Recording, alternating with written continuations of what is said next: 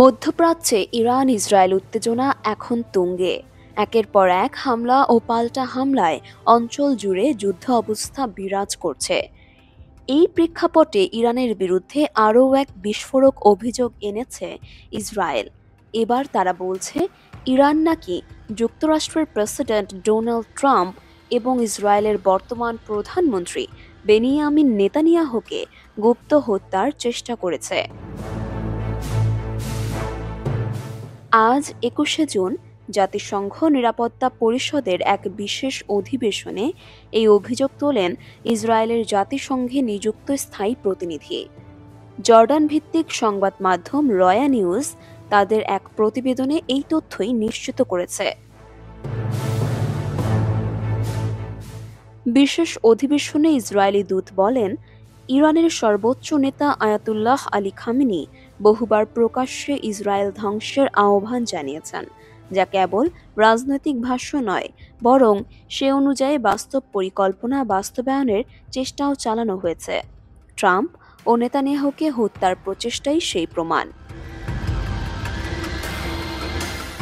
তিনি আরও অভিযোগ করেন, ইরানের রাষ্ট্রীয় সমর্থনে পরিচালিত গোষ্ঠীগুলো শুধু মধ্যপ্রাচ্যেই নয়, বরং বিশ্বজুড়ে ইসরায়েলি নাগরিকদের লক্ষ্য করে হত্যাকাণ্ড ঘটিয়েছে এবং নতুন হামলার পরিকল্পনাও করছে।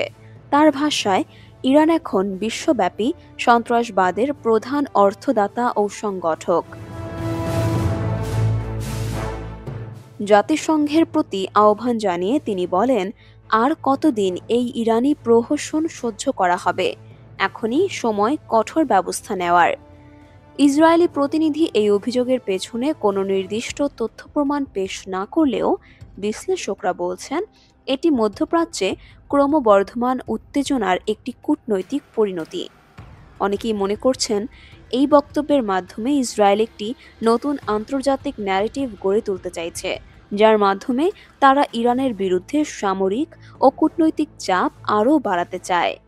এদিকে ইসরায়েল ইরানের খোন্দাব, নাতানজ এবং ফর্দো পারমাণবিক ব্যবস্থায় হামলা চালানোর দাবি করেছে। পাল্টা প্রতিক্রিয়ায় ইরানও ক্ষেপণাস্ত্র হামলা ও সাইবার আক্রমণের মাধ্যমে জবাব দিচ্ছে। পরিস্থিতি দ্রুতই বিস্তৃত যুদ্ধের দিকে গড়াতে পারে বলেও আশঙ্কা করছেন অনেক পর্যবেক্ষক। ইরানের পক্ষ থেকে ইসরায়েলের নতুন অভিযোগের বিষয়ে এখনও পর্যন্ত আনুষ্ঠানিক কোনো প্রতিক্রিয়া আসেনি।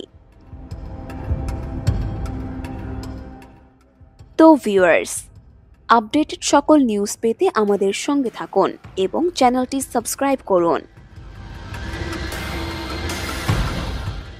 মারিয়াম মিম, ওয়ার্ল্ড ভিউজ।